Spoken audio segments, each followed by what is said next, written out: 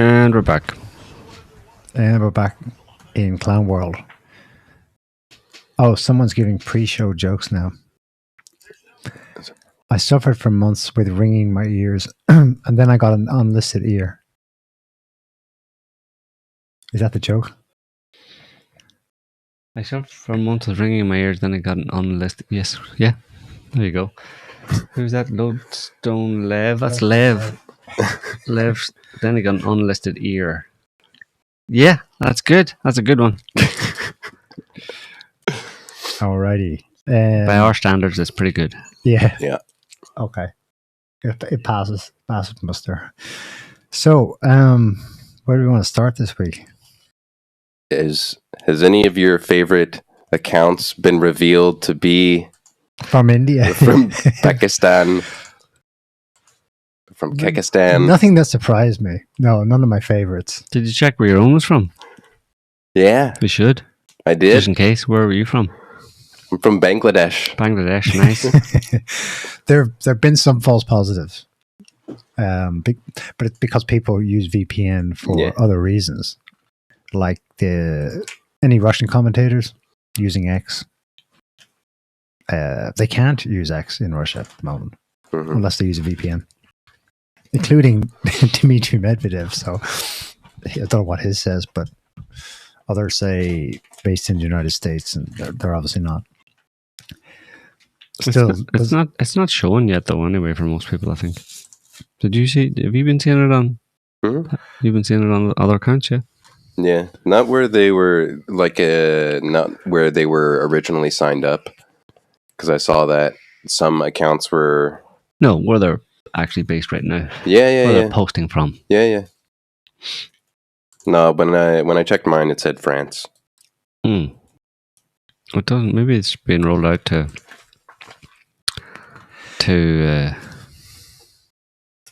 people like you first.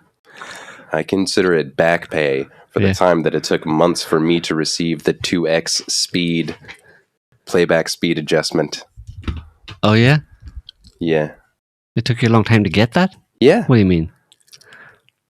I mean, everybody was like, oh, you could just watch it on 2x. And I'm like, my Twitter account currently does not have access to the playback speed variability wheel. On the settings wheel? Yes. So on your settings wheel, you only have video quality and... For a long time. Yeah. And is that you're being unfairly punished then for some reason? That was targeted, like it was targeted. And me specifically, I know. Kind of, yeah. You're being cancelled in a way. You're being targeted. It's not shadow banned. It's worse than shadow banned. I mean, it's one thing to be shadow banned. It's another thing to have your 2x playback speed. They're really threatened by my 50 followers that are like half porn bot accounts that just sign up for anybody. Yeah. That's pretty harsh though. To like they only give you 1.5 playback speed. That's pretty rough. Or didn't give you any? Just one. Just one. Wow. That's enough to kind of crush your spirit out there, you know. Drove me crazy. Forcing you to watch videos at normal speed.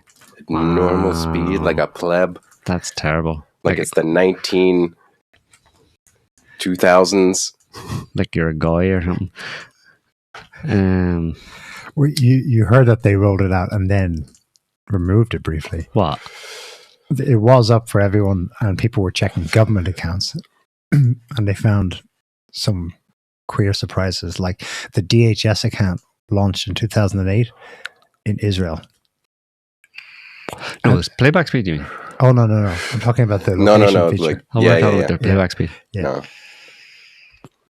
Yeah. What about the location? Well, I think it was pushed, and everyone saw it, and then overnight, our time, it was removed briefly, and they gave an update and said, there've been some bugs with it. But when it went back, people noticed that government accounts, it's no longer visible, at least on some. I don't know if that's universally the case. So the example that people picked up on was at DHS, Homeland Department, I don't know what their handle is, but it's the main handle for DHS. 2008, location Israel. But it doesn't say that anymore. They just go back to launch 2008 and no location given. Let's check it now, actually, the DHS one.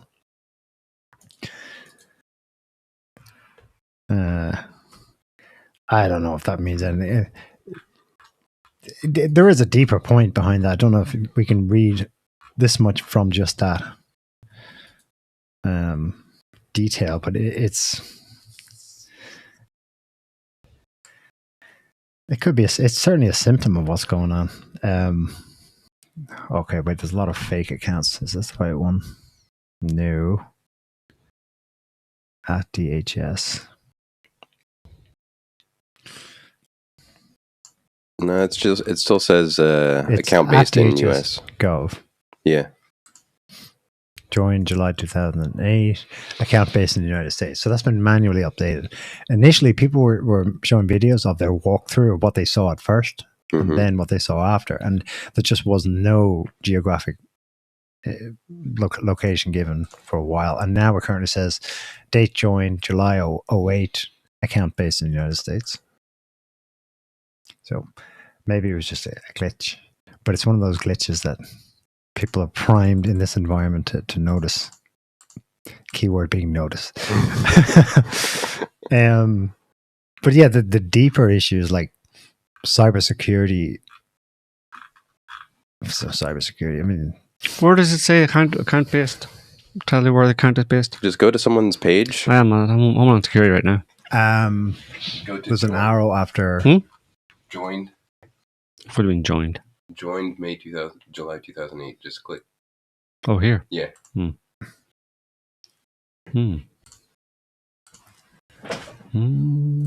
Boomers. Boomers. can't see it. You called me a boomer. I'll go to your country where you're based. You're not based at all, it says. He's a Gen Xer, so No, it's kind of similar. Oh, well, yeah. That's close enough. They're all right on some things, but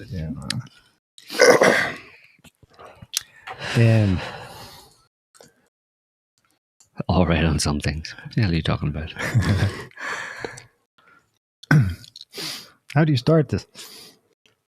No, but really, did you want to start with the peace deal or lead up to it? Yeah, it's still ongoing. I mean, it's a big announcement, but so it's all one-sided. Russia has signaled that they like it in principle, but it's not there. This isn't a U.S. What's your birthday? 81? 82. You're Gen Xer. Am I? I've heard millennials start 80. No, Gen X goes to the early 80s. Early 80s. Okay, I'm Gen Xer too. Well, that fits. I'm pretty crap at computers as well. So, not as well. You're better. I'll give you that. Using me as reference. He's so upset about it, he had to Google it on the fly. I know enough to navigate my way around. I know what a meme is. I understand most memes. So I'm down with Gen Z. Some of their lingo I don't get, but we know who the groypers are. Yeah. Anyway, what were you saying, Adam? What were we saying? The Ukraine news. Yeah, that it was basically Trump came up with a 28-point plan and then is supposed to be trying to force Zelensky to agree to it. Now, in the background, before that got pushed, there was the scandal, the corruption scandal, where they found somebody estimated like 30% of the aid that was given to Ukraine. Yeah, you're mixing two things. Last week there was a $100 million or $100 million worth of contracts defrauded by someone who was close to Zelensky, Mindich, who then fled to Israel. That was kind of a big scandal from Ukraine last week. In the meantime, this guy called Professor Hankey, an economist somewhere in Ivy League in the US, he put out an estimate for the kinds of total sum of US Western aid money skimmed off the top, either by Ukrainians or by unscrupulous actors in the West. And he estimates about 30% of the total allocations for Ukraine. But he said he has figures from, he doesn't know. There hasn't been an audit. What he does know, he's read some of the audits that were done for Afghanistan. And they said that towards the end, so the last 6 or 7 years in Afghanistan, up to depending on the contract, between 15 and 30% was skimmed. Either directed to people in Afghanistan, pay like local warlords, or skimmed on its way, really, in a money laundering sense, just back home. Military industrial complex, contracts. So based on the kinds of figures we know from Afghanistan, there's no reason to assume that kind of corruption has improved or lessened. He's thinking if you have a 15 to 30% range, between 50 some billion and 108 billion was stolen, skimmed, of aid that was meant to either pay for pensions in Ukraine, pay for weapons, pay to keep the power going. That makes sense. But then his 320 billion gross figure, only half of that actually went to Ukraine at all. The rest was actually earmarked for domestic contracts. That's what, Mitch McConnell was rubbing his hands in with joy for, because this is good for us, because this is just going straight out into the US economy. This is not even leaving the country, you know. But the salient point about that scandal last week is that the timing then follows. You get this big reveal, and it's reported dutifully, and Zelensky looks bad, and then the White House publishes this 28-point peace plan, which is authored by them exclusively, but Rubio has said the US, it's based on discussions they've had with the Russians since Alaska. Which is why when you read it, it is much more of a match. It is a genuine compromise between the previous Western position and the Russian one. It is about halfway. They're no longer completely divergent, you know. Mm-hmm. That's why it's prompted lots of screeching in Western capitals. No, but you can't give Putin that. Blah, blah, blah, blah. But the pressure on Zelensky, he's admitted he's under pressure to sign it. And now you wonder if the revelation last week was deliberate, or if it just happened to occur, or the news about it was probably timed to put pressure on Zelensky. Pressure to what? Well, today, Sunday, begins talks in Geneva. Russia's not there. This is just talks between the EU, US, and Ukraine, so that they come to a unified position on the 28-day peace plan, a 28-point peace plan. But the Russians have read it and signaled that they like it. They like it as a starting point. So, as a starting point, yes, they don't like it.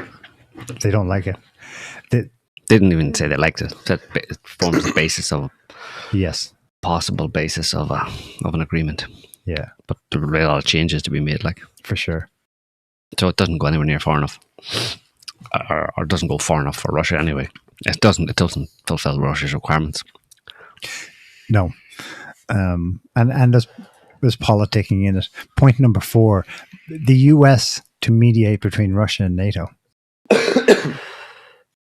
Do you see the problem right there? Yeah. What? The US is NATO. But again, that's Trump's thinking, you know, like he sees NATO as Europe or as them globalists. Well, on any given day, on any particular day. Yeah. He changed his mind on another day, and now he's NATO the next day. Yeah.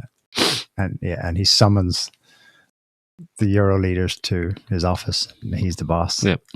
And the rest of them are NATO. He sees it.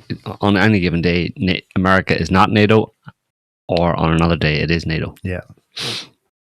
So it's whatever works, however he's feeling on any given day. So, yeah. The basic land would be Donetsk goes to Russia. So that's the first, and Crimea is recognized as Russian, and the current line of Zaporizhia and Kherson are recognized Russian as well. So basically, that is what Russia wants when it comes to land. I thought it was 3. No, yeah. Well, technically, yeah, but they also want the Ukrainians, and yeah, but that's part of the deal. The Ukrainians would leave Donetsk, the rest of Donetsk that they're still in. But then that land would become a demilitarized zone, a buffer zone or something like that, and the Russians wouldn't be allowed to move in there or something. Yeah. I don't think they sign up for that. It's it's all kind of academic and kind of silly anyway. It smacks a lot of. I mean, the Americans have known for 2 years. Trump certainly has known since he's come into power. This time, and the Americans have known well before that, known exactly what Russia's requirements are, and they know exactly why the war started, why Russia invaded, and what Russia needs for to end the conflict. They know it's all very clear. It's just kind of stupid, like, for them to be talking in this way, or to people then. It's like throwing kind of goy slop at them, you know, call everything goy slop these days, but it's like throwing goy slop at the population and say, here, figure that out. Why don't you delve into that and discuss the pros and cons of that slop that I just threw in front of you?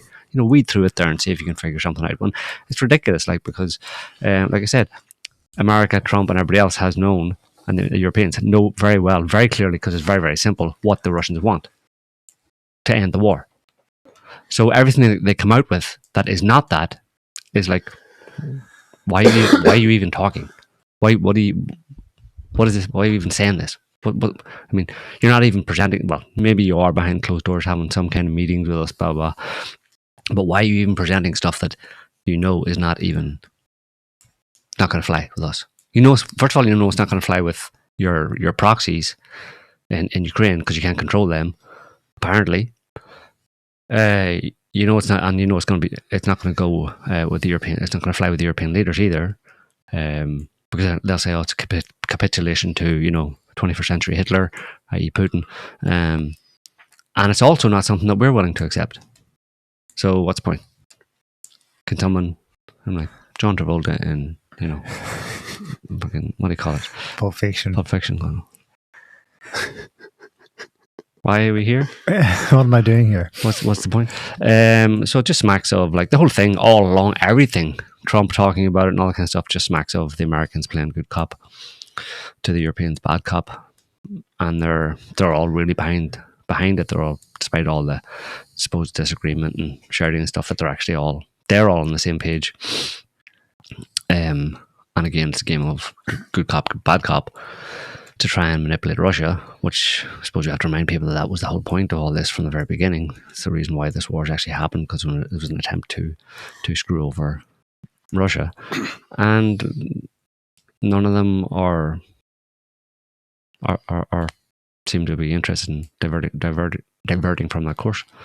And everything else, and that's. I mean, if I was in Russia's boots, that's how I would approach it. That, we're not fooled, like. No, but Mr. Trump, he's very ambiguous. Oh, Mr. Trump, the peace man. Oh, yes, we want Mr. Trump. He says he loves peace. He's very sorry. He cries tears about our soldiers. We must believe that he is a good man and he is on our side. It's Russia and America against the Europeans and the Ukrainians. Yeah, they don't believe on. that. Well, the Russia took Kupiansk, another hub fortress city, last week. Or they announced they cleared it out. So they're just systematically still grinding up whatever is being thrown at them in Ukraine. There's a bunch of carrots in it. This is why it's American, because the carrots are actually the most developed points. So normally there's just a single sentence, but points 12, 13, 12 and 13 especially, there's A, B, C, D, E, F parts, a global package of measures to reintegrate Russia into the Russian economy and big, massive deals we can do, because that is definitely the carrot for Russia. Yeah. They want that big time. Well, but they're prepared to sit it out if it takes a longer time to get it right. The frozen assets, so I presume this is the 300 billion that they just stole effectively, but 100 billion will be invested in US-led reconstruction and investment efforts in Ukraine. So the US is saying, we'll take a third of that and it'll be for a good cause. Yeah, right. No, that's a proposal to Russia, and that's trying to get that'll be down as Russia's war reparations. So Russia would have to agree to that. It's not that America would take it, not officially, because that's the whole problem. They can't. None of them have been able to actually take that money because of the. That's why it's sitting in Brussels, and now they can't do anything with it. All they can do with it is use the interest that has been accruing on it to fund Ukraine, but they haven't been able to touch the actual the initial sum. So they're itching to. I mean, I know, but they haven't been able to, yeah. And they won't. But, and that's why Trump. That's why this would have to be agreed to. That's why Trump's trying to get it part of an agreement, so-called ceasefire agreement. That would be Russia basically agreeing to it, so it wouldn't affect trust and international financial kind of rules and regulations and all that kind of stuff by them simply confiscating the funds of another country, because then suddenly that breaks international law. Oh, in a big way. Belgium is threatening to sue the European Union because they've Is it the European Union? Hang on. They're threatening to sue someone because, yeah, it's because Euroclear is located in Belgium. Belgium blocks EU's Russia fund. This is from a month ago.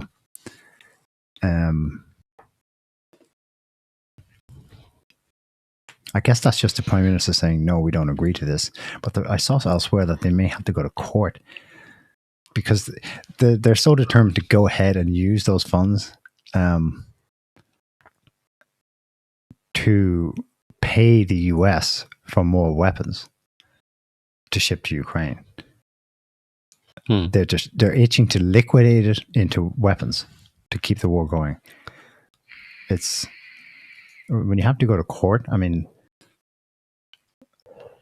they're serious about it. But yeah, they must understand that. They've been talking about it for 3 years and they haven't done it. Yeah.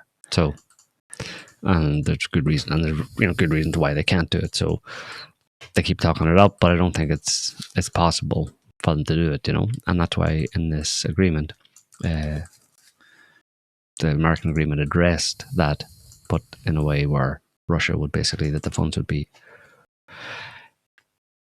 released, let's say, or agreed to be released by the Russians. Essentially, it's their money, so there would be an agreement to release it, so that it wouldn't cause this problem. It would release the funds basically in a way that they can't release them right now.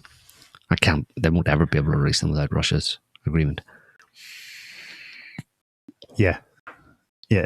Which is why they put it into the 28-point agreement, supposed peace settlement, where 100 billion of it goes to reconstructing Ukraine, from which Russia, the Americans would get 50% of the profits of, or not whatever way they described it. Basically, America would get a chunk of the investment into Ukraine, whatever it would be invested in American companies, whatever, for rebuilding, etc., etc. But it would effectively be Russian money, 100 billion of Russian money going to reconstruct Ukraine. And there was another 100 billion for, what was the other 100 billion for? It says 100 billion used to rebuild Ukraine. Right. Europe contributes another 100 billion. Right, that was it. I guess that means another 100 billion comes from Europe to rebuild for reconstruction. Yeah. And then whatever is left, another 100 billion goes into some fund for Russia-American cooperation. Yeah. So it's all for the good. Trump's just trying to make money out of the whole thing. He's just got his eye on cash flow all the time. So, but Russia's like, well, that's not how it goes, like that's you're kind of putting the cart before the horse in that respect, because our special military operation, the objectives of our special military operation have yet to be achieved. So we have to achieve those first, and we have to get our security guarantees and all that kind of stuff. And only then can we talk about all the things you're talking about. So unless you can come up with a plan to get rid of that junta that you installed in Ukraine, and to subjugate your lackeys in Europe, then there's nothing to talk about. SMO carries on. See you later. Yeah, indefinitely. Is there no end in sight? I mean, Ukraine is... periodically we think, oh, this is it. But I suppose one difference this winter is they're going to this winter with the hardest hits they've taken on energy infrastructure in the last 6 months, which people were saying it was what another country like the US would have done in the first 6 months. Russia's only decided now to do that. So you get the same fighting talk from Zelensky this week, but he also had a TV address in which he said, yeah, we have a hard choice to make between that harsh winter and, I don't know if he said compromise, but he implied that. He's not going to suffer. It's the Ukrainian people he's talking about. Yeah. He'll have a generator for sure. Yeah, but you can't put any faith in these people at all. I mean, of course you have to. There's kind of two realities going on. One is the official, mainstream media reality, and you get that from Zelensky, from Western politicians, and all that kind of stuff, and they present the whole thing as this in this false way, basically, which is the way they presented it from the very beginning, which is that it's this noble. That they're engaged in a noble fight against Russian aggression. And everything else flows from that basic premise that they started out with. But that basic premise is false. Therefore, everything else that flows from that is false. Therefore, literally everything they say and everything they say about Ukraine and everything they say, about their intentions towards Ukraine and what they want to achieve in Ukraine, it is all false. So even Zelensky saying we have a hard choice to make and all that kind of stuff, blah blah. It's all bullshit narrative, the entire premise of this conflict. So it's something, because you have to. It's the same with anything. You have to. There's an official narrative being put out all the time, and you're hearing that official narrative all the time to the point that you can almost forget that official narrative is actually false. That or everything that flows, everything they say, all comes from an original official narrative of we're fighting a noble war, a noble defensive war against Russian aggression. And it's hard to. You have to kind of come back. And again, I think that's the Russian position. The Russians aren't fooled by any of this, so they're looking at it from a very, very different perspective, which is they know that the whole thing is fake and false. Everything the Europeans say, everything the Americans say about Ukraine is all extremely suspect, extremely dubious. You can't trust anything they say. Even when they're apparently being honest, whatever, even if and Russia is focused on, like they keep saying, they're focused on achieving the objectives of their special military operation. Nothing else matters, really. Everything else the others would say, unless it's like, I don't know, it's like, you just, you make a decision you have an objective and you make a decision how you're going to achieve that objective, and you go ahead about achieving that objective, and it's a long-term objective. Things may change. You don't know exactly how long it's going to take, but it's going to take a while. But the objective is pretty clear. You have to attrite the Ukrainian forces, this proxy army that was created in Ukraine by NATO, by the West, to threaten Russia. You have to basically attrite that down and destroy it, and get rid of the kind of neo-Nazi type regime in Ukraine. And however long it takes to do that, we're going to carry on to it. We know more or less, how to go about it. It's pretty easy. How do you try a military like that? Well, you just keep bombing. How do you put the pressure on that kind of Western-backed coup government in Ukraine? Well, yeah, in different ways, but you come up with them as you go along. You start out and then you add to it as you go along, whatever. And you just carry on doing that. Every now and again, these people who you're fighting against, like the financiers of this proxy army in Ukraine, i.e. Europe and the Americans, now and again they may say, okay, hang on, look, we need to talk, okay, let's sue for peace, let's say, so the Russians might periodically stop in the process of achieving the goals that they set out to achieve, and say, okay, hang on a minute, what are you saying? You wanted to tell me something? And they say, blah, blah, blah, blah, blah, blah, blah. And you go, okay, anyway. Nothing's changed. I'll go back to winning. I got to get back to what I'm doing. See. Yeah. If they even it's kind of like whenever you put in an ad in a online or in a newspaper or something like that, like Gen Xers used to put ads in newspapers, and you add, is it SOO or whatever? There's some acronym anyway. Yeah. Serious offers only, basically. You know what I mean? You have something for sale, and you only want people who are actually serious about actually buying it to actually contact you. Mm-hmm. So that's pretty much what the Russians are at, like serious offers only, and they're getting a lot of non-serious offers. Putin has even said something close to that, when it comes, when there's big ideas being floated about another great summit, let's go meet up, That's great, but people meet whenever there's something serious to talk about. So let's do the work first, mm-hmm. and then we'll maybe meet later. It's like, yeah, it's like, are you serious? No, apparently. Like, are you serious? Tell me what your offer is. That I one. give you $1. Okay, you just hang up. Got to get back to work here. See you later. What's your offer? You stop winning, Yeah. and you pay me a bajillion dollars. Yeah. And you put yourself in prison. Yeah. Okay. And you can only hear that once or twice before you just don't take that call anymore, right? So yeah. Oh, so that kind of okay. So then you're back to look. This won't end. At least locally, the Ukraine issue specifically, that battlefront won't end until things are taken.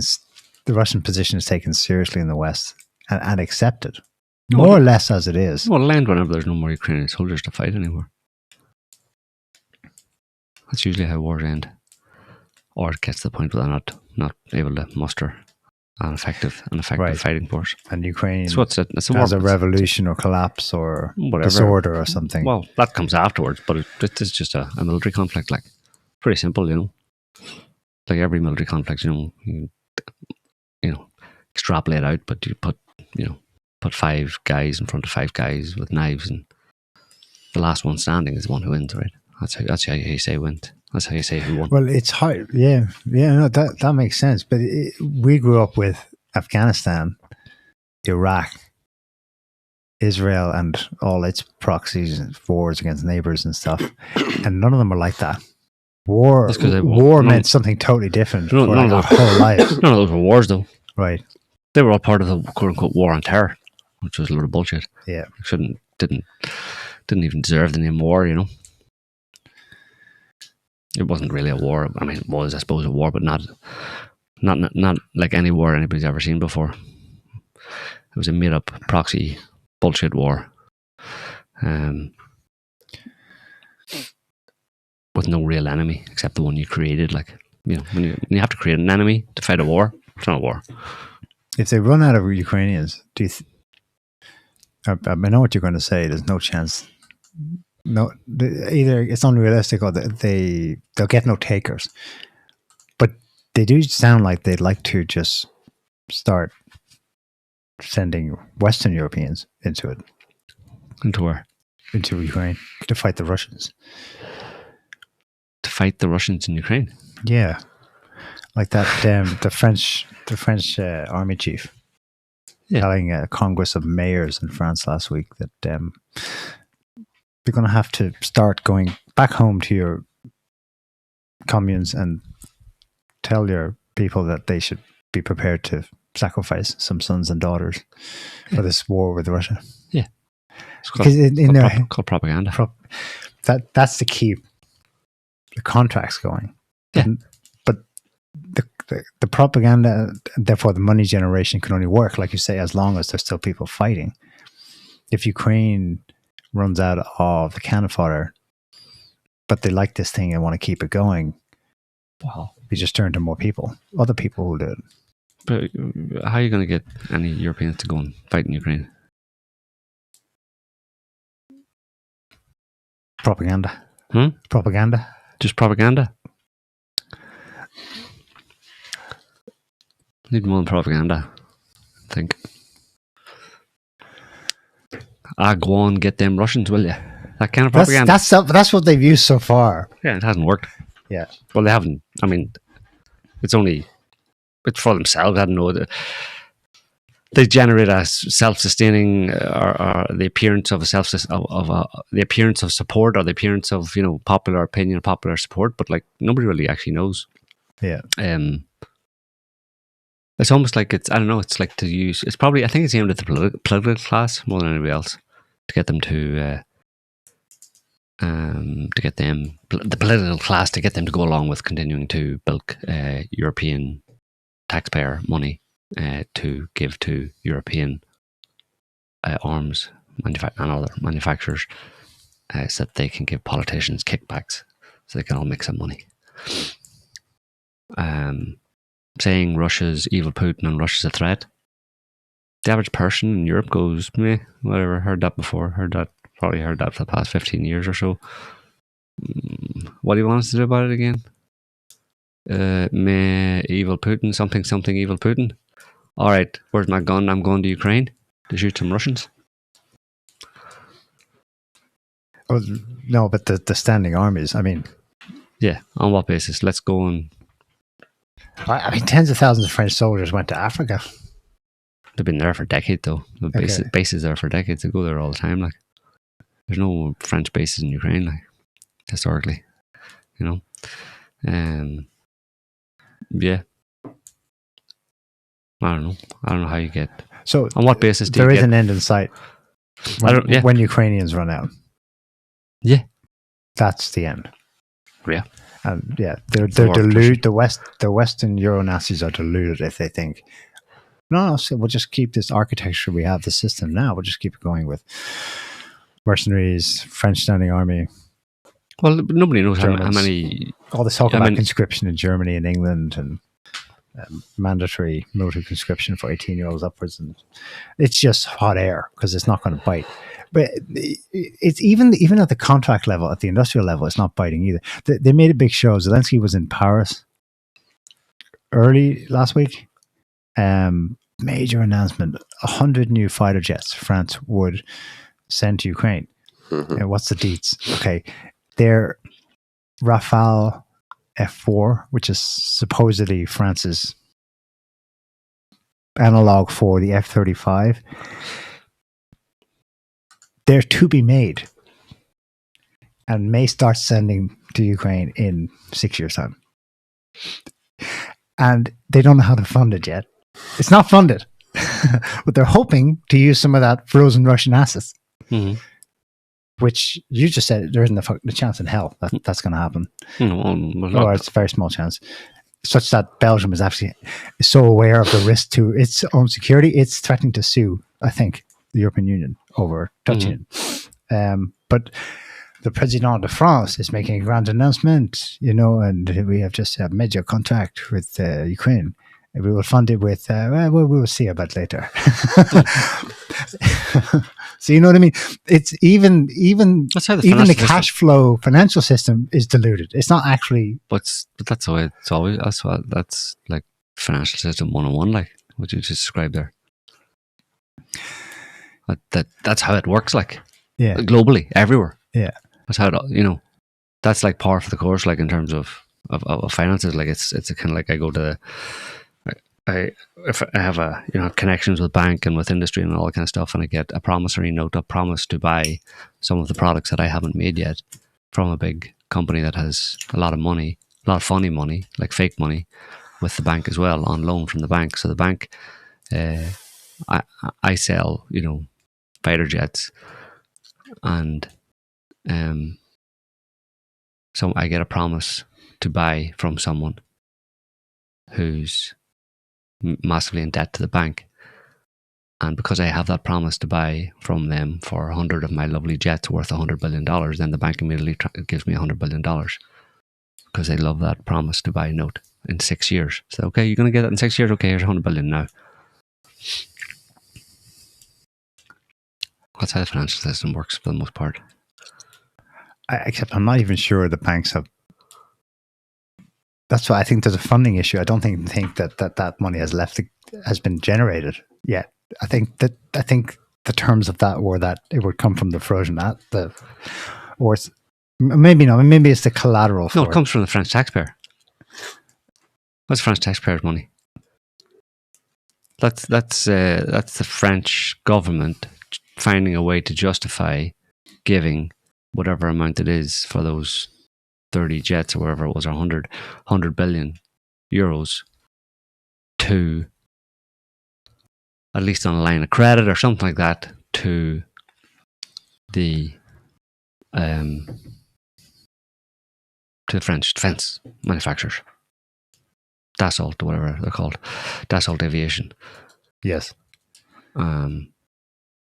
But that's the government, obviously, is buying that on behalf of Dassault Aviation, a private company. But it's the government, because it's the government that's it's the defense department, right? And the person paying it is technically Ukraine, but not really Ukraine because it's actually the French taxpayer, because the French government who's paying the money to Dassault Aviation for those, but on the basis of we'll get that back from Ukraine down the line. Yeah. And then getting it back from Ukraine down the line is based on them being able to, secure access to Ukrainian resources or et cetera, you know. So it's basically, if you look at, realistically, it would be contingent on them actually beating Russia and plundering it. Realistically, the only way that's ever actually going to pan out. Well, Western Ukraine is up for grabs. Basically, it's all they're selling. The Ukrainian government under Zelensky is selling off the western part, the western half of Ukraine, or the half of Ukraine that they expect to hold. Yeah. That Russia isn't claiming any sovereignty over. Everything, anything. It's a garage sale. It's a everything must go sale where all resources and assets within the country are potentially up for grabs at a knockdown price, right? That's the way the whole financial system works. It's like Russia or France claims that, France talks up the idea of that in the future, and the banks believe them, and the banks are part of this. Obviously, the banks and the government and industry are all, they're like the Holy Trinity. You know what I mean? Yeah. The unholy Father, Son, and the unholy Spirit all together, and so they'll say, "Yeah, look, we're definitely going to be able to, or we already have access. We've agreed from Zelensky. We've signed the contract. Whatever. We have this document where we own X amount of Ukrainian land. X, million acres or whatever of prime agricultural land in Ukraine. They've actually sold that to us on the basis of us opening up offering them, for example, 100 jets, whatever the transaction is. Yeah. And the bank goes, yeah. Because and the bank is there just to create that money based on the idea, right? So you've got 100 jets and 100,000 acres of land, and neither of them actually exist yet. Neither, that's what's being traded. Yeah, they haven't actually taken possession of either of these things yet. They haven't actually swapped. It's only in potential. But on the basis of that, and the bank going, that sounds like a sure enough bet. Yeah, okay, yeah. I've just created $100 billion. Boom. Where do you want this to go? Yeah. Because I can create money. It's a fiat money system. I can create it wherever I want, and then and basically it ends up one hand paying the other. Basically, if you look into the financial system, it's ridiculous. It's exactly what happens. So people think it's all the way ordinary people do business. It's not the way it works. It's ridiculous. Yeah. Just there's a photo of them. They signed it at some airbase. It's circular money outside Paris. Can you open that up? We won't read the details. Although inside this article explaining it, they say it's actually going to be 10 years before Ukraine sees any of the actual tech. 10 years, 2035. But scroll down to they didn't put the head. Go on down the next photo, I think. There they are. They just signed and swapped this trade in quotes, and Macron's winking. And the other guy's grinning like a Cheshire cat because they know there's cash coming from this now. Yeah, it generates fake fiat imaginary money basically on the it's a promissory note for the future. They talk about 10 years. That's because they think that in 10 years time everything will have calmed down, whatever. But that a lot of large parts of Ukraine will be owned by or EU. It'll be EU integrated, or it'll either be EU integrated or both. But a large part of Ukraine's infrastructure and resources and assets will be owned by Western companies and banks. Exactly. It's a flash sale. Everything must go. I would like to buy your Ukraine. Yeah. Ports, energy infrastructure, land, which was all Soviet built. Yeah. That's why Russia's blowing up all their energy infrastructure. They're trying to make it less appealing. Yeah. As also putting pressure on the government and all that kind of stuff. But the main thing is to try and make it less appealing to actually for Western countries to do what we're just been talking that they're trying to do, or that they're planning on doing, which is buying up a lot of Ukrainian assets, basically national infrastructure. And Russia's like, well, what if we destroy all the infrastructure? So if they blow up all the assets, then there's no assets to then buy, which means you can't continue doing all of the deals that they want to do, because then there's nothing to actually trade. Yeah, except part of the problem is that kind of kicks the can down the road a little bit, but that's not a problem for these people, because they say, well, okay, they've just blown up, say they just blew up 50% of Ukraine's energy infrastructure. It's like, well, I own quite a few energy infrastructure manufacturing plants.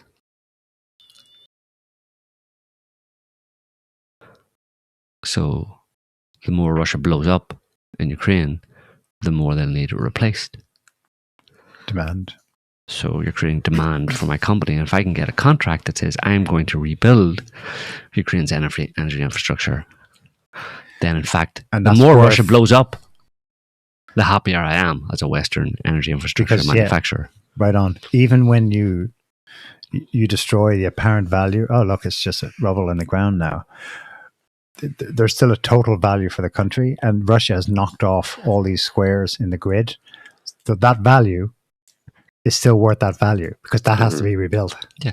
And it'll be rebuilt, and it'll be rebuilt through the sweat of the brow. Like, the real equity in any country ultimately comes down to the population of the country, the people in the country. So as long as there's enough people in the country to actually go to work and pay their taxes and produce things, then there's money to be made out of that country, so yeah. And then the more Russia blows it up, the more the war keeps going. Or as long as we can keep the war going and keep the Zelensky in power and keep the propaganda going, keep them all motivated, keep that government motivated or bribed or whatever to keep dragging guys off the streets, and as long as the propaganda keeps flowing towards the population, so you still have a certain amount of standing army, then we can keep putting Western weapons into their hands. And of course, that's good for us as well, because I also own, not only do I own an energy infrastructure manufacturing plant, but I also own a weapons manufacturing plant. So it's all good, so I make the bombs, I sell you the bombs to blow up your infrastructure, to continue a war that's causing your infrastructure to be blown up. After which I will charge you to rebuild your infrastructure. So it's like, here's some weapons, keep the war going, use those weapons to directly or indirectly blow up the things in your country that then I'm going to charge you. So I'm charging you for the weapons to blow up the stuff in your country that then I'm going to charge you to rebuild. Awesome. Eternal cash flow. Yeah. The ultra cynics say that, well, Russia's doing that too. Yeah. It's all part of the same grift. The lines are ultimately not important. But there is a fundamental difference between the two, right? Yeah, because they're not taking, they're not losing, the West isn't losing any manpower, basically, whereas Russia is. So that's why Russia's been very careful all through this conflict to minimize its personnel, loss of personnel, and to minimize any direct damage to the country. That's where you inoculate yourself against the negative aspects of war, and then trying to maximize only the positive aspects of war, which Russia has done quite successfully. And that's why they've gone so slow, and that's why it's been taking so long as well. That's why you don't get 500 Tomahawk cruise missiles or American or Russian cruise missiles blowing up Kiev in the first night like they did in Baghdad in 91 or whatever, or in 2003. This guy's usually quite Professor Niall Ferguson of the Hoover Institute, talking about the Russian economy. The whole Russian economy is collapsing any minute now. Putin's got cancer, the Russian bear is dead. It's got scabies. Have a listen. But anybody who thinks this is going to translate into an economic crisis is smoking some very strong substance. Let me just give you some more facts, sobering though they are. So Russian military spending has roughly doubled in the course of the war. It's north of 7% of GDP. Its deficit currently, or last year, stood at 2.4% of GDP, 2.5 rather. Its debt to GDP is a mere 14%. This puts it in a fiscally stronger position than I think just about every EU member state. A third of the state's revenues are from oil and gas, which it continues to sell on global markets through its shadow fleet, despite all talk of sanctions. The inflation rate is 8.7%. But get this, Russian real wages have risen 22% since the war began. Unemployment simply doesn't exist. Disposable income is up 48%. Retail sales are 28% up. Consumer sentiment in Russia today is at all-time highs. The sanctions regime has failed utterly. Utterly. It hasn't really failed, actually, because it's hit the EU economy pretty hard. I mean, not catastrophically, but it's hit the EU economy. So the Russian sanctions have been successful, but not against Russia, but against the EU. But that's blowback, surely. That's to America's benefit. Huh? To America's benefit. It's not blowback, no. It's the point. Part of the point. Kind of the point, yeah. The point of it all was to... But then they're the ones who know all about, the formula. And the formula is, if you don't like a regime and you want to change it, you make the squeeze on its population, the consumers. But if the squeeze is on in Europe, then that doesn't help the political elite that needs to be tightly in control in Europe to keep the war going. Because what they're trying to hold back is nationalist, populist, anti-war parties. Yes, but that's what they've always done in those situations whenever their policies are no longer... Their policies designed to kind of manipulate and, usher in a kind of dystopian society or whatever, through, for example, radical leftist woke policies and all that kind of stuff. Whenever they realize that that isn't working and people are pushing back, and it actually is causing the backlash of like a rise in conservative, nationalistic, conservative, populist ideas, well, then the first thing they always resort to is create an external threat to terrify the people, to try and terrify the people. So it's pretty vanilla in my estimation compared to the things they've done before, but they talk it up as much as they can. And I mean, some people might actually be worried that, Russia's going to invade Europe or whatever, or this general talk, this shithead general talking about, going to sacrifice your children, or you're going to have to send your children to die, whatever, blah, blah. It's like, yeah, try harder, dude, we've been here before. Jihadi Muslims and Osama under your bed, and, Iraq's weapons of mass destruction, and Iran's going to nuke us and all that kind of stuff. It's, heard it all before, I'm not impressed anymore. And it's the same old, oh, the boogeyman out there is coming to get you, Why are you doing that? Well, because that's all you've got, because you realize that you're basically a bunch of lame duck. Most of the European governments are just lame duck governments in the sense of they have very little support from the population. And knowing that, to one extent or another, or feeling it or fearing it, whatever, they just instinctively go to, oh, look, there's a boogeyman coming to get you. I want everybody to remember why they need us. It's just pathetic. Yeah.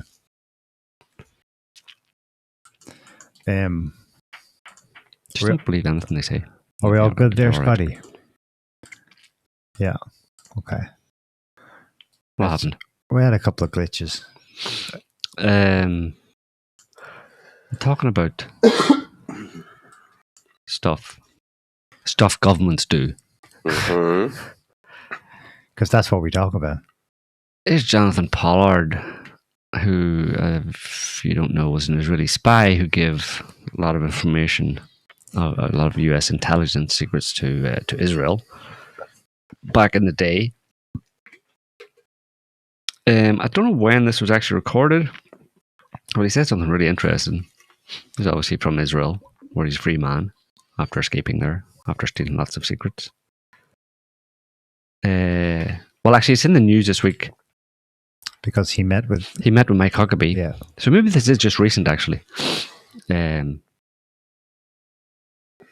don't know when this exactly was, but anyway, it's not that long ago. Have a listen. Is he speaking in Yiddish? Admit this. We are now feeding our enemy. I mean, this has never happened in history before. And you have to ask why. And I don't want to hear this business that it's consistent with Jewish morality. It isn't. Anybody saying that doesn't know anything about Jewish morality at all. Oh, let me bring you back to October 1973, during the Yom Kippur War, when Henry Kissinger instituted an arms embargo against us. And what happened? What happened was an A-4 Skyhawk was parked at Tel North Air Base with some interesting weapons under its wings. And we told the Americans, take your eye in the sky and take a good look at the airplane that's on that runway. And the next day, the airlift started to Israel, the arms air. So in other words, we threatened their... We threatened to use unconventional weapons. I'll leave it at that. Nuclear weapons. And so he said, is this what you want us to threaten now? I said, absolutely, except this time I want us to go forward with it if necessary. If they think we're bluffing, we go forward with it. Look, as far as I'm concerned, when we are faced with an existential threat, we have the right to use any and all weapons in our disposal to eliminate that existential threat.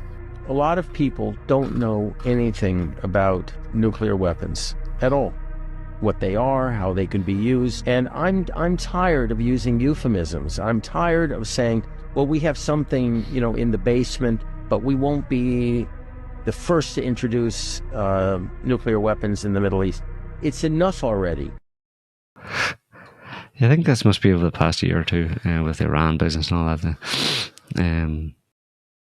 Basically, he's just referencing back in 1973 in the Yom Kippur War, where the Americans were threatening to not supply weapons to Israel. And they said, well, if you don't supply us with weapons, we're going to use one of our nukes that we don't officially have. We're going to use some nukes against our Arab enemies. So he's saying this relatively recently. Right, he's saying, look, we should do this again. We did this before, we could do this again. And we can use weapons, we can use nuclear weapons in the Middle East. And that's how we get America. If need be, we can use nuclear weapons in the Middle East, but the only reason we would need to use them, let's say, is if America decided that it wasn't going to keep supplying us with bombs. So he's given an insight into something that's a real or implied threat that's been there for a long time against America by the Israelis, that if you don't keep funding us and sending us weapons, and that we need to blow up Palestinians and Iranians and whoever else, then we'll just use one of our nukes. Interesting. So this is kind of like an update on the Brooklyn Jew meme. If I don't steal it, someone else will. If you don't give me all the weapons I need to cause the same effect as a nuclear weapon, I'll use a nuclear weapon. Well, not to cause the same effect. If you don't give us enough weapons to, because there's no conventional weapons that can be used that would cause the same effect as a nuclear weapon. So it's like we want to do it. We'd like to do it without having to use a nuclear weapon. But if you Gaza does look like it was nuked though. Yes, but like the only difference is the radiation. You know the difference, like yeah, sure. And also the fact that a nuclear weapon would have been used, like that's. I mean, that's why nuclear weapons haven't been used since the Second World War. Like the only time they were used was by America. I mean, there's a reason why they've gone at it conventionally in an unrestrained way, but never used nuclear weapons. Yeah.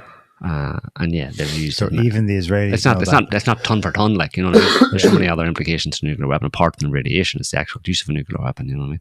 Yeah.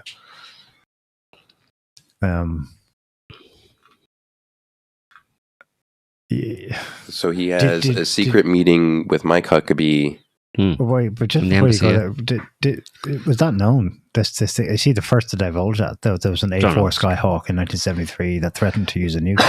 It's probably in books written on the Okay. on the Yom Kippur War, you know. But no one cares. Yeah. No, just gonna say, so he meets with Huckabee without Huckabee telling anybody Mm-hmm. beforehand that it's gonna happen. And it was my understanding that he was trying to get more support. I don't remember precisely what was supposed to have been said in the meeting, other than I was just distracted by the fact that Mike Huckabee had a secret meeting with this spy who he should not have had any contact with. Mm-hmm. He's a traitor. He's a traitor to America. Michael Huckabee met with a treasonous traitor behind closed doors without telling anyone. Yep. Which to me says traitor. This is how you spell traitor. Two traitors in the same room. Yeah. Except you forgot the Israel clause. Yes. It's not treason if it's Israel. It's not treason if it's a shithole country in the Middle East. This is... if it's your greatest ally since the Bible. Please, Adam. There's Viktor Orban on Twitter talking about the Russian-Ukrainian war just before we move on from that. Europe faces now two paths. We can turn back from this dead end and finally unite behind President Trump's peace initiative, including the Brusselian bureaucrats. This would require the pro-war leaders to face the fact that over the past 3.5 years they have wasted the hard-earned money of Europeans on a war that cannot be won on the battlefield. The other path leads straight into war. If Europe's pro-war leaders continue to pour money and weapons into Ukraine without the support of the United States, they will pave the way for a European-Russian conflict. Europe knows all too well where that road leads, and the consequences have been tragic. There is no question which path Hungary chooses, the path of peace. This is the mandate given to us by the Hungarian people, and it is what morality and common sense demand. Today I'm sending a letter to the President of the European Commission in the spirit. Yeah. Heard it all before, Orban. Heard it all before, Victor. He gets points for trying, though. Yeah, well, he's the only one. He should be, definitely. Him and Fico, yeah. Was it? There has to be a few. Was it his foreign minister that gave an interview and was saying that von der Leyen, well, the corruption scandal comes out about Ukraine, and then like a day later, von der Leyen sends out a message to all of the EU vassal states saying, you need to give more money to Ukraine. Mm-hmm. And this guy rightfully says to the cameras, this is insanity. This is corruption. Mm. And you're just completely ignoring it and saying, let's give them more money. Mm-hmm. This is... Yeah, and why would they do that? Why would they want this? Why would we do this? It's like, you gotta be, people try too hard. Like, it's like when it comes down to a group of politicians ignoring reason, repeatedly ignoring reason, and apparently acting, completely irrationally, and their only thing is keep sending the money. Mm-hmm. You don't have to think very much further, what it's all about. Like, you don't have to go, I don't have to think. You do have to a little bit, but just send them the money. Yes, you just keep sending the money. Yeah, just send the money. Yeah. I wonder what it's all about. It's in the phrase, keep sending them the money. The money. I won't tell you which word. It's a key word there. But if you think carefully about it, I'm not saying Jews like it. You can go and read Smedley Butler's War is a Racket as a refresher.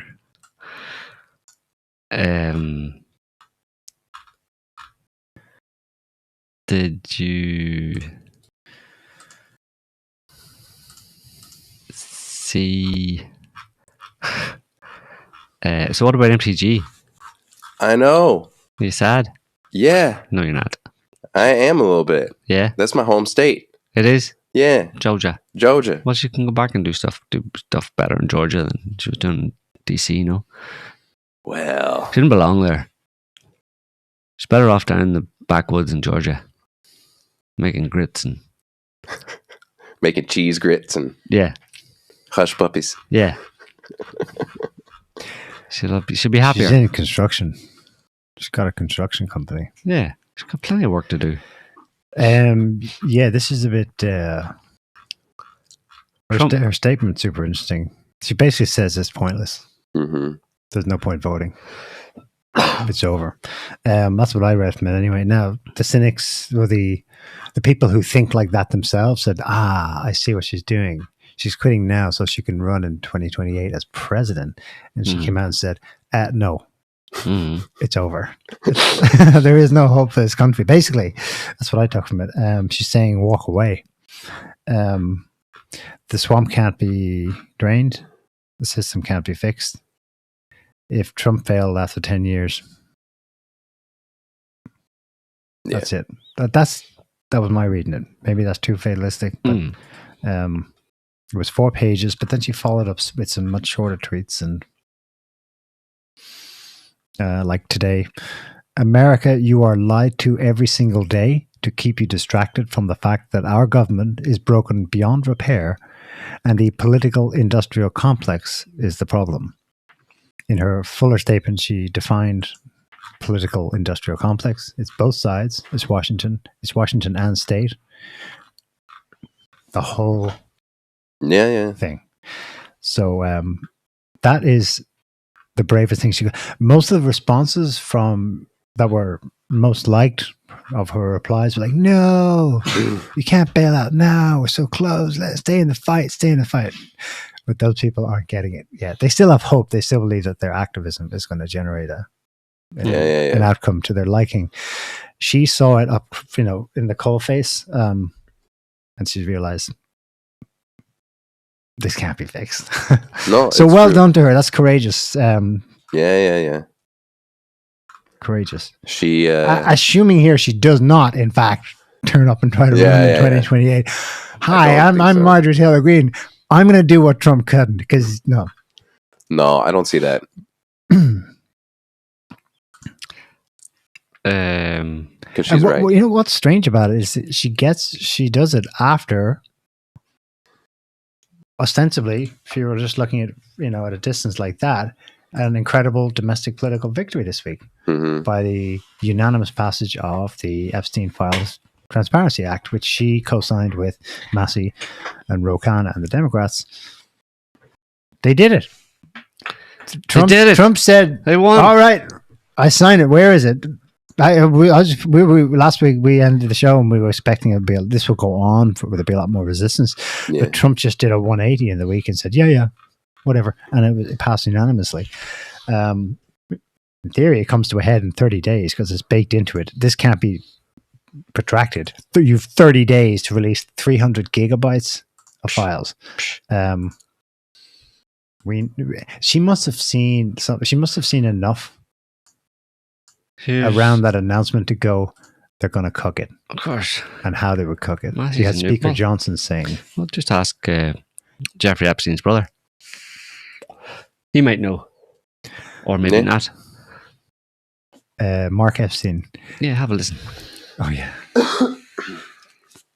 What I do want to talk about is I've been recently told the reason they're going to be releasing these things and the reason for the flip is that they're sanitizing these files. There's a facility in Winchester, Virginia, where they're scrubbing the files to take Republican names out of it. That's what I was told by a pretty good source. There you go. They're going to take some brushes and some soap. Scrub it out. That's a bit of a limited hangout now, because that may be true, but also any mentions of anything intelligence, not just Israel, but anything intelligence, of course. But also, I don't think they can't surely have it sanitized just where it's only Democrats who are implicated. But he's maybe being a bit hyperbolic. Democrats are, it's obviously again, people, nobody asked the question, where are they getting the files from? Where do they come from? Who's giving them the files? Who has them? I mean, that's a seminal question. Like people keep talking. No, the DOJ don't have them, or didn't have them originally. It's coming through the House Oversight Committee, but they're getting them from. I thought that's the question. It's like people are talking about release the Epstein files. Like the first question I wanted was, who has the Epstein files? Where are they?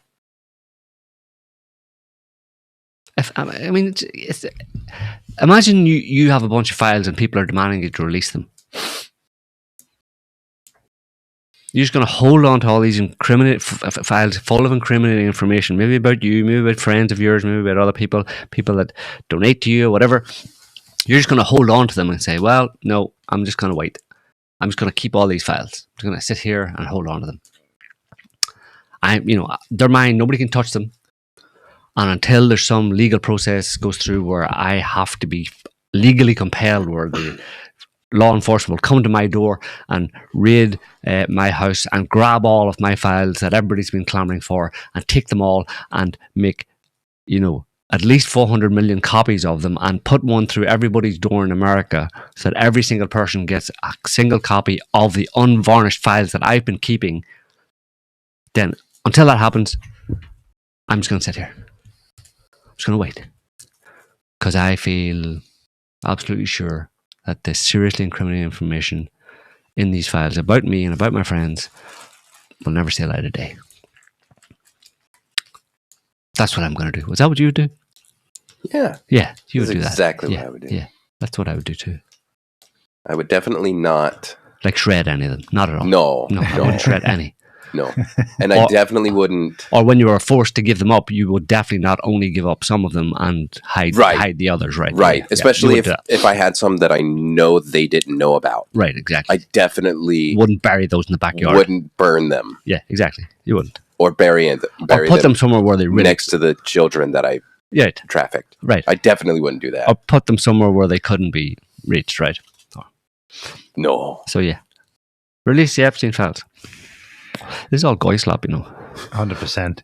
The Bubba one. Oh, Bubba. So this is going to be an example of probably of what's going to happen in the weeks ahead. The news cycle for that week will fixate on one trivia or two or three, whatever. The trivia of this week was, and this is a quote, photos of Trump blowing Bubba. Yeah, this is partly why you have to, Mark Epstein, you got to take his takes on things, because he was giving that interview to clarify something, because he's in this email exchange between himself and his brother. In a leaked email, Mark Epstein tells someone to ask Steve Bannon, tells Jeffrey Epstein, he's talking to his brother, ask Steve Bannon if Putin has the photo of Trump blowing Bubba. This account has said that Bubba refers to Bill Clinton. That is a nickname for Bill Clinton, but it's a nickname for many people. Anyway, so the exchange starts from the bottom. Can you scroll down? Maybe this is too blurred for us to read. It's a back and forth between the brothers. Mark to Jeffrey, how are you doing? Blah, blah, blah. Talking about his health. Oh, what is your boy Donald, presumably Trump, up to now? This is 2018, by the way. So Trump's president, first term. Jeffrey responds, all good, Bannon with me. And then in a different font, and color, even though they're only minutes apart, I don't know. This sounds too pitch perfect. This is peak Russiagate, remember? 2018. Ask him, Mark says to Jeffrey, ask Bannon, if Putin has the photos of Trump blowing Bubba. Mm-hmm. And this was like dynamite bombshell this week. Think about it. It's peak Russiagate. Mm-hmm. Isn't that, Mark? Assuming that's not been inserted, this isn't a, confabulated bullshit thing after the fact. Because again, look at the font difference. And Mark Epstein is a Democrat supporter, but he's a never Trumper. So he doesn't like Trump, and it's peak Russiagate, and we're all they're on the same team ideologically. They're two brothers to get Trump. Mm-hmm. So he's asking him, "Oh yeah, does Putin have?" Asking if Putin has the photos. Like that's not on the level. He's not seriously thinking Steve Bannon can ask Vladimir Putin about those photos. It's bullshit. Yeah, it's just a horror because it's Russiagate, and yet this was focused on in the U.S. media news cycle all week long. This email chain. Nothing else to It was focus on. supposed to be damning for Trump, you know. Yeah, but Alex Jones already made peace with it. We can just, if you're ever in doubt, just go with Alex Jones, you know. Go ahead. There's no video of President Trump sucking a ding-dong. And so what if there was? That's a lot better than World War III, Owen. All right. I never sucked any ding-dongs. There you go. So that's actually from back. That's not this week. No, I know, but it's the same point. It's a timely reminder, you know. If you ever find yourself, you know, trying to do too much 5D chess, whatever, just replay that clip. Well, there's no video, and even if there was, it's a lot better than World War III. And I never sucked a ding dong. There you go. So it doesn't really matter what they say about Trump. As long as it's not World War III, he can do whatever he wants. End of. So long as he makes America great again. Yes. There's. What about Susie Wiles? Did you have a thing about Susie Wiles the Clintons at one point? Me? Yeah. Did you? Or was it somebody else I was talking to? Somebody else I was talking to, an American, didn't was suspicious or didn't like his chief of staff. You know, that frumpy old Aunt Susie. Susie Wiles. You know, she was. I think the MAGA people say that she used to work for Pfizer and that she personally saw to it that the bulk of their program was nixed in the last few months. Whose program? MAGA. So for Pfizer, and she also she worked on Netanyahu's last presidential campaign, such as it was. But here's Trump talking about it, which, you know, certainly won't dispel any suspicions about who she is. Mm-hmm. Reasons, I'd say, Susie, let's hire a couple of million federal workers. And you know what happened? Unemployment is unbelievable. We don't do that. They did that. They used to hire workers in order to fudge up the numbers. Nobody knows the who's federal talking about. workers. By the way, Susie Wiles, most powerful woman anywhere in the world by the biggest, most important magazine. Susie Wiles, she had a father, Pat Summerall, the great announcer, he was a great football player, became an even greater, the voice of the NFL, and he was supposed to be a tough cookie, and I believe it 100%. Most powerful woman in the world. She can take out a country, take out a country with one phone call. That's power. I don't know if I could do that, but she could. Thank you, Susie.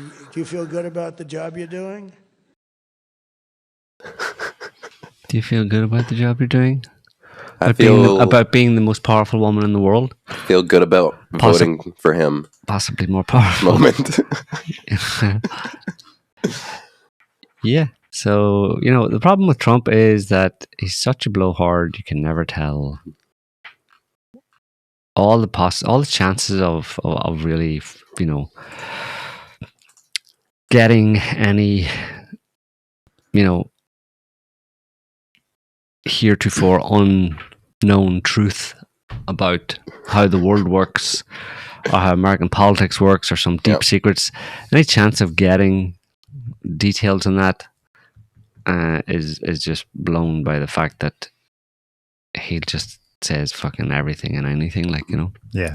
He just inflates everything so you can't tell what's what's real, what's not real, what's true or what's not true. You know, It's you not. have to really like work to try and figure out, and then even then you're never sure, just based on his own words. You know, the only benefit he's served is to expose the kind of deep state, like we've said before, expose the deep state through the very fact of him being president and them not wanting him to be president, and what they did to try and stop him from being president.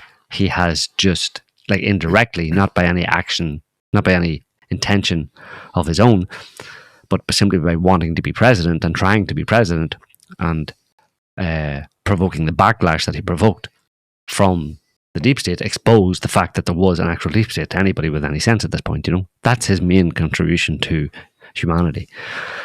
All the rest is, Diet Coke. Diet Coke. Trump's truths are Schrodinger's cat. Yes, they're true and not true at the same They time. are true and not true at the same time. Yeah. They are both real and not real. In other news, Nick Fuentes. Trump was asked about Nick Fuentes, and he said, "Yeah, Nick Fuentes. I didn't know anything about Nick Fuentes until I knew about him, and then I knew that he was Nick Fuentes. And I hear that he's awesome, but I also think whatever, he can say whatever he wants, and people can interview him if they want, and everything's awesome. And anyway, did you hear about all the wars that I stopped?" And people are like, Susie Wiles. shut up. But anyway, Chuck Schumer, for what it's worth, New York senator, Senate Democratic leader, he said,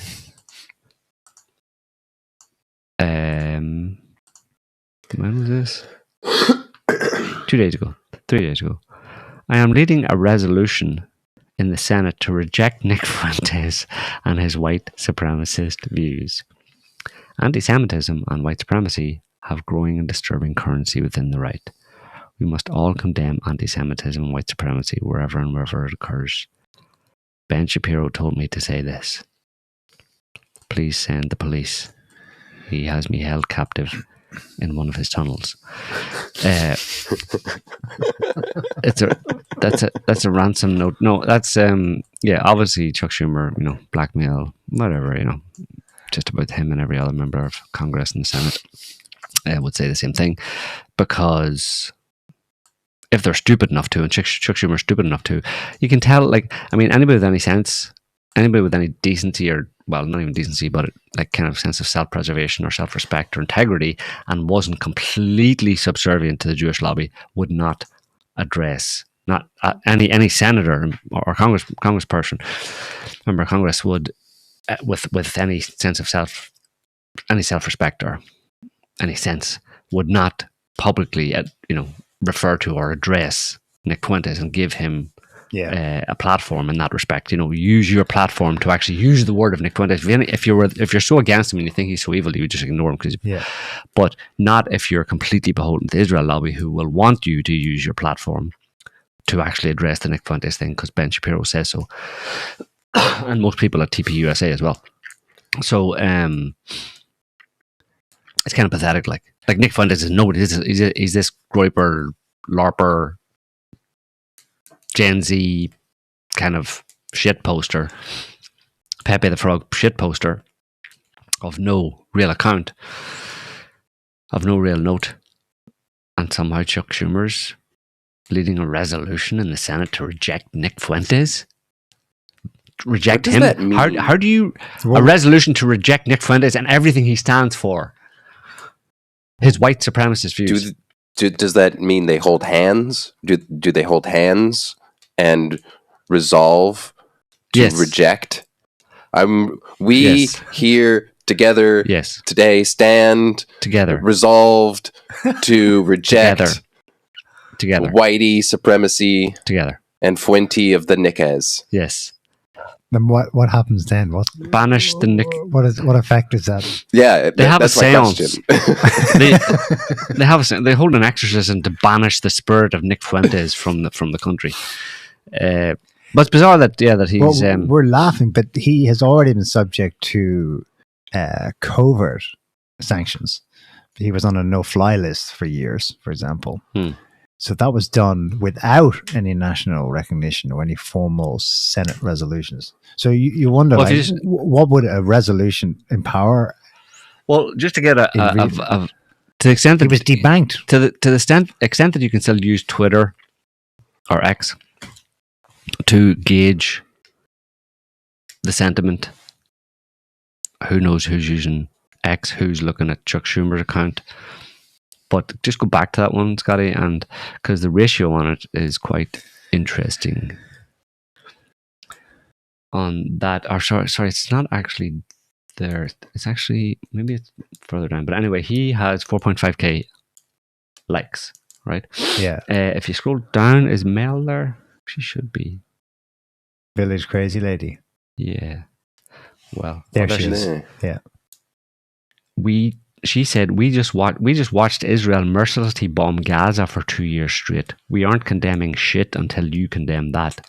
And she got 11k likes, more than twice. And the one above it, 27,000. 27,000. Just the APAC tracker. Right, exactly, 27,000. She got super ratioed by anti-Semitic, technically anti-Semitic statements like Israel bombed civilians in Gaza. You dirty anti-Semite. Dirty anti-Semite. Chuck Schumer took $1.7 million from AIPAC. You dirty anti-Semite. How dare you? How dare you state a fact like that with all the things that are implied in your stating it. Yeah. Blood libel. Money libel, blood libel. Christian babies, something. Cash libel. Yeah. Did you hear about the Owens plot? I don't know if Owens has lost the plot or she's exposed the plot, but supposedly there was a plot. This is outside. She does a show during the weekdays, but outside of that, I think her Friday show ended and she published this maybe Friday night, US time. Says she was told by someone in the French government that the Macrons have ordered a hit against her. I don't know if the Macrons do that kind of thing, but 2 days ago, so probably Wednesday, I was contacted by a high-ranking employee of the French government. After determining this person's position in proximity to the French couple, I have deemed the information they gave me to be credible enough. In short, this person claims that the Macrons have executed upon and paid for my assassination. More specifically, that the green light was given to a small team in the National Gendarmerie Intervention Group. I think that's the GIGN. I'm told there's one Israeli that is on this assassination squad.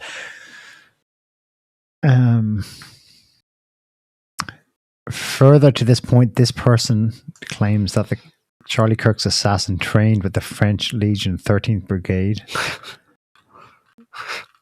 And the French journalist Xavier Broussard's life is also at risk.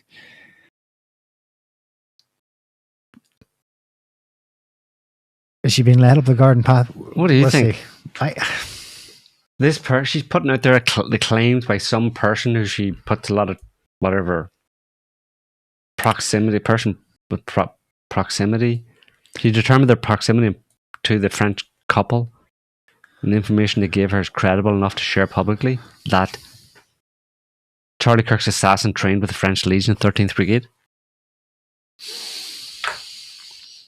I mean, okay, but I know. There's a whole trickle of them now, though, where she seems to be getting tips from insiders, US side, Europe side, whatever. In this case, obviously Europe, but like the Egyptian planes thing. It's kind of, but I suppose she means the French Foreign Legion, right? I suppose so. Which is full of foreigners. Trained with them.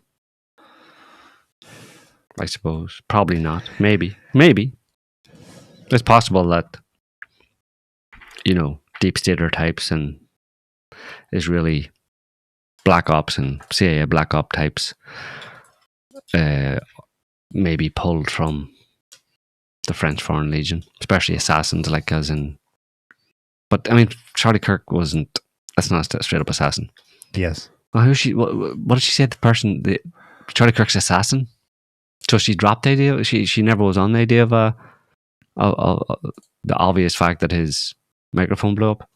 So she has never followed through on that one. She's not on that. No, she's not on that. No. How can she not be? Oh my god. No. She still I think she still thinks it's not a 30-06, but it's another type of smaller caliber. But and also that is not the key point that it wasn't Tyler Robinson, a pro. Well, then I don't her know. sources aren't worth shit. And she doesn't have much discernment.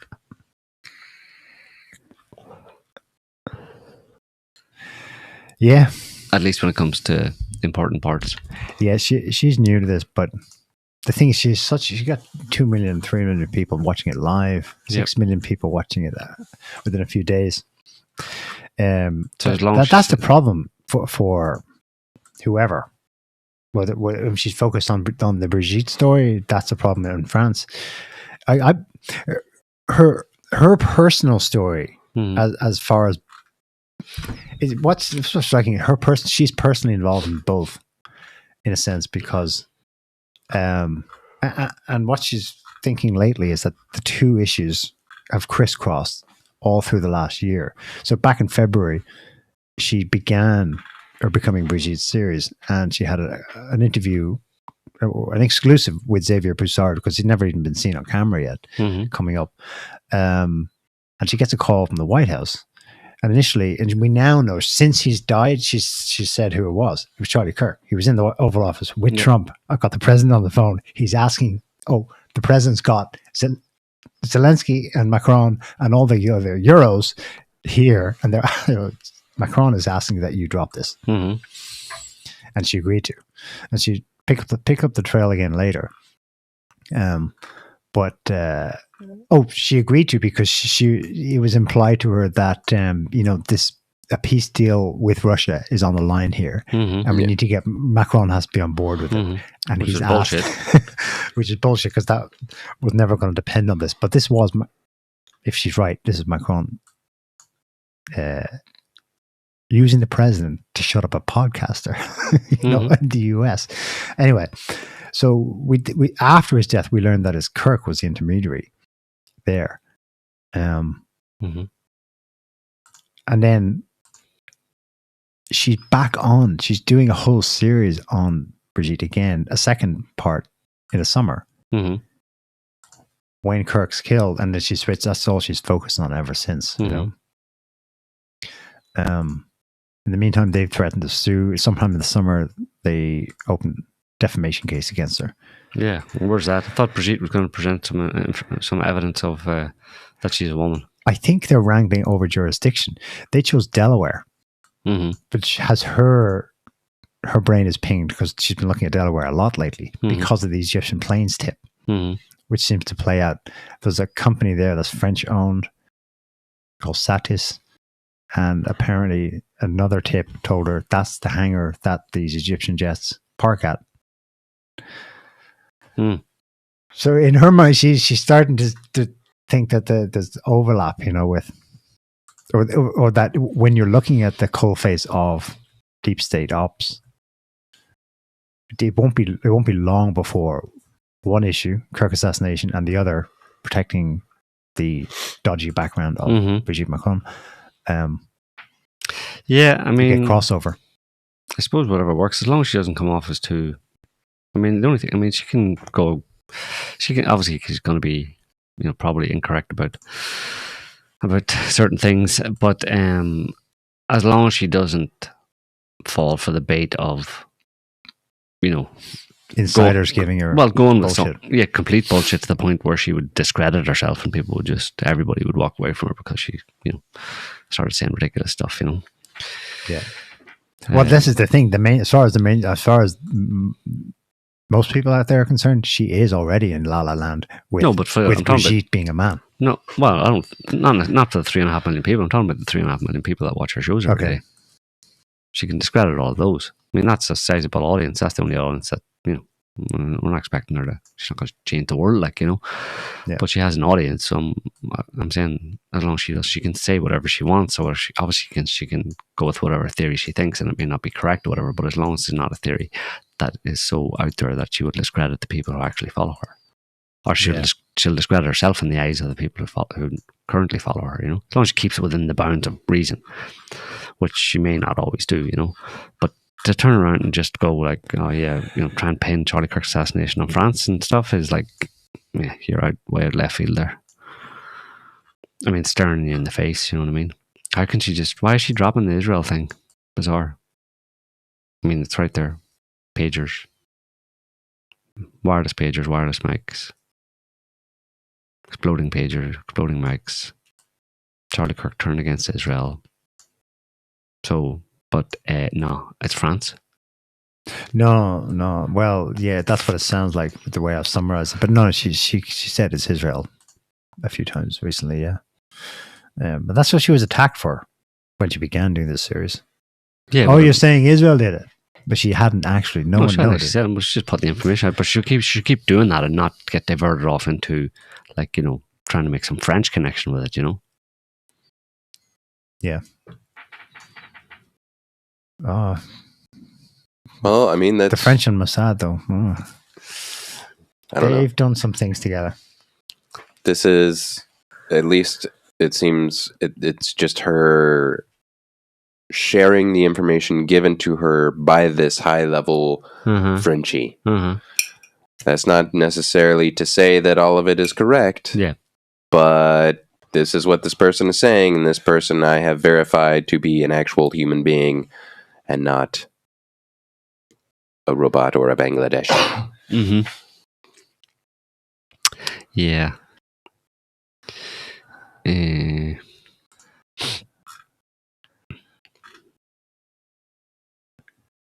Yeah.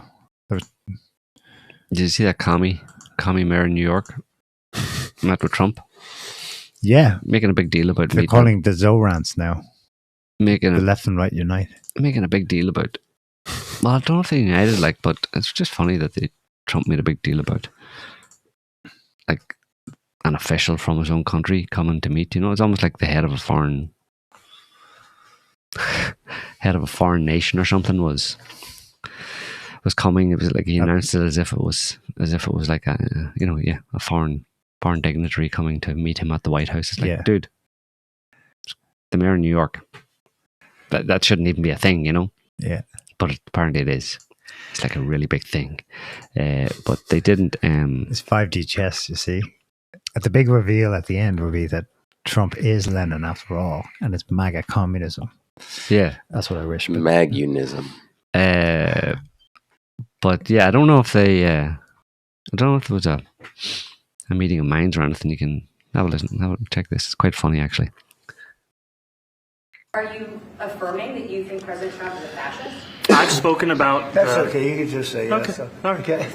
It's easier. It's easier than explaining it. I don't mind. Pat. You can call me a fascist. I like you. Are you saying that, you know, you view President Trump as a fascist? He's, well, I have spoken. He's like, just go ahead. You can just say that you agree. And the guy's like, well, yeah. I'm calling him fascist. So, and it's okay. He can call me a fascist. He thinks I'm a fascist. I think he's a commie. It's all good.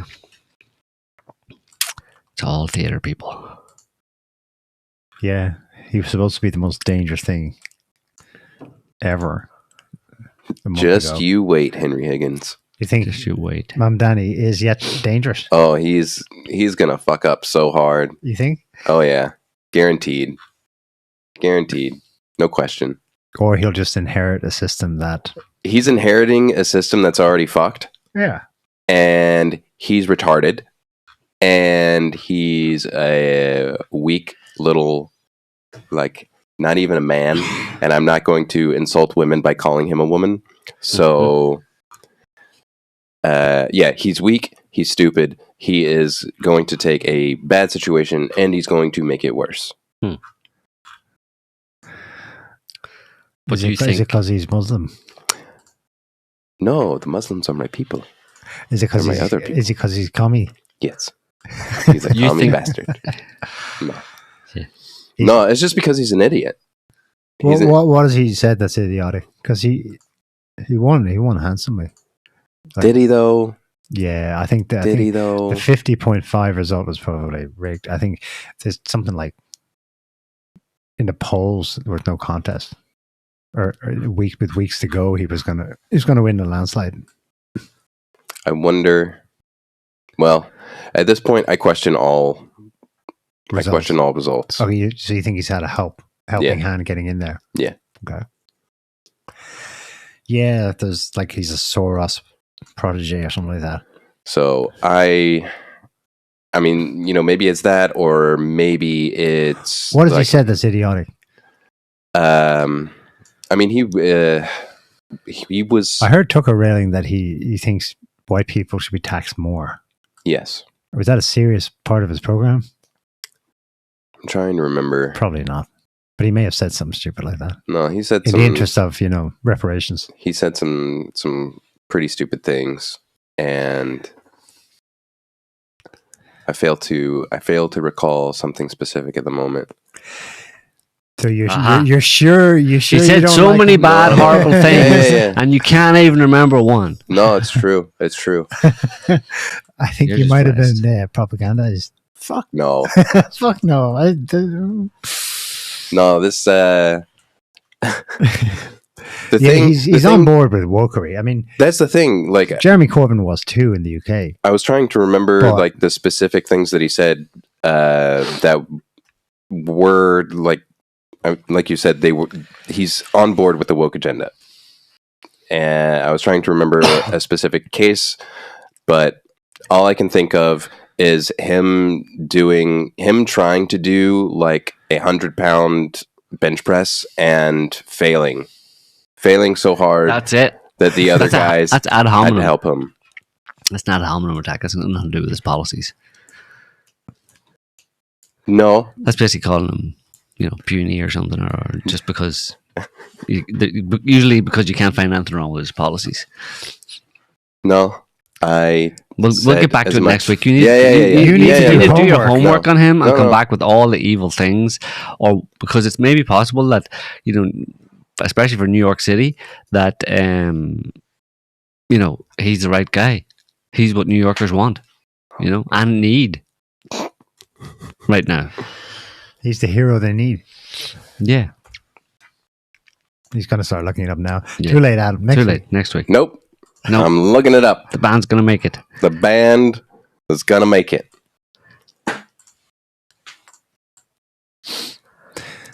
And there's nothing. No, I've got like a bunch of ads popping up. Oh, yeah.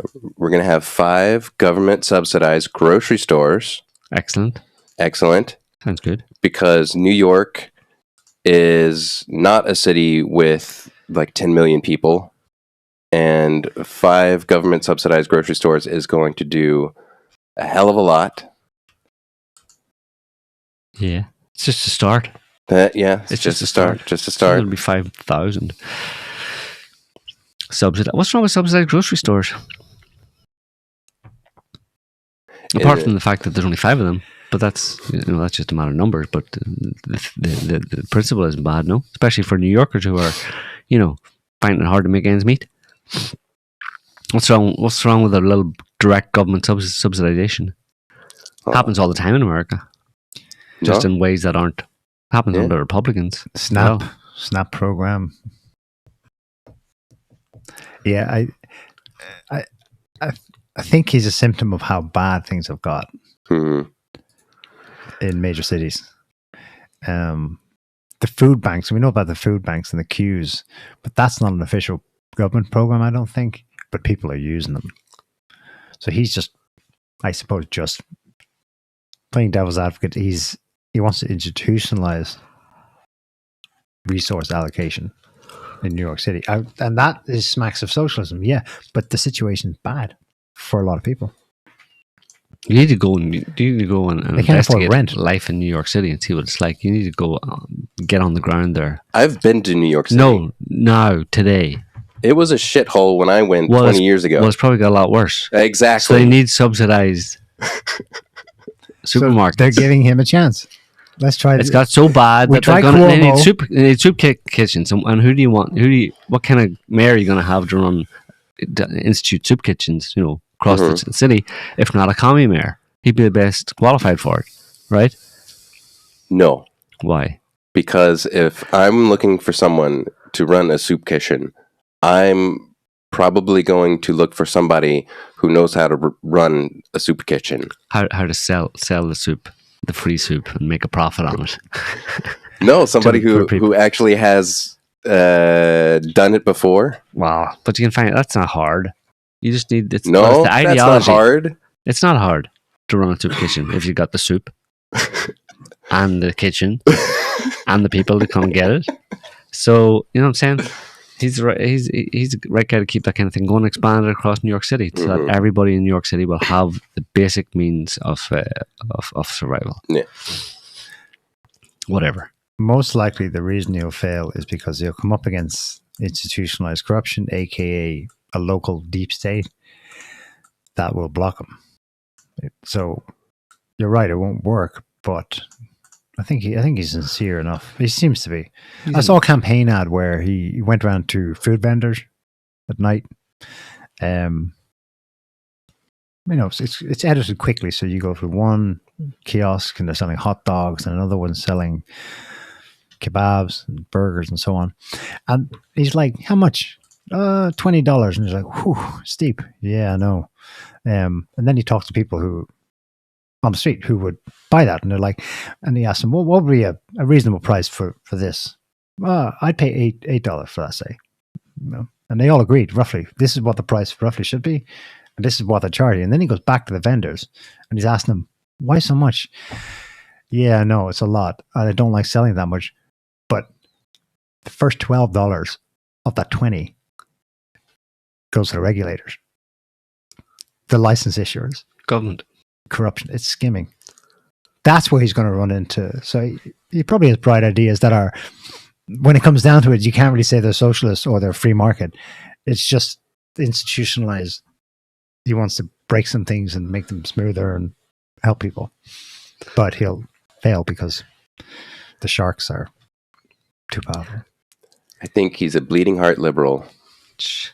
So is Trump. That's why they get on. They're both New Yorkers and they're both liberals at heart. No? Trump has a big showy, "Yeah, I'm a big Republican guy," but he's not. He's a New Yorker. He's a Democrat. It's true. Anyway, time to go. So I had a dog that used to chase people on bikes a lot.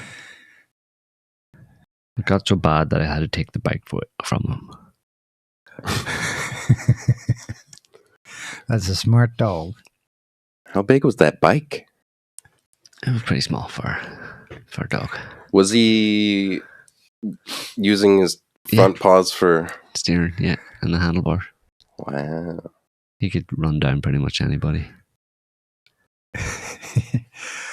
Those little, for disabled dogs, the little chariots they give them. Oh, yeah. Super cute. Yeah. They go just as fast. Yeah. Yeah, anyway, I think we'll leave it there for this week, folks. It was a bit of a slow news week, but same old. But we hope you enjoyed the show. We'll be back next week with another show on whatever has been going on between now and then, and no doubt it'll be replete with bullshit. And of course, Adam will be back to give us the update. Give us the long list of the crimes. Mandani update. Exactly. The crimes and misdemeanors of Mamdani the cruel. Mm-hmm. The cruel communist. They better be good, Adam. It better be good. It better be convincing. Why am I supposed to? Because you hate him. You were categorical. Well, yeah. This guy's stupid. Because I know. Bring the evidence. It's not like it's going to be hard. Well, do it. All right. Take it easy, folks. Have fun. Bye. Bye, all. Can't stop the signal, Mel.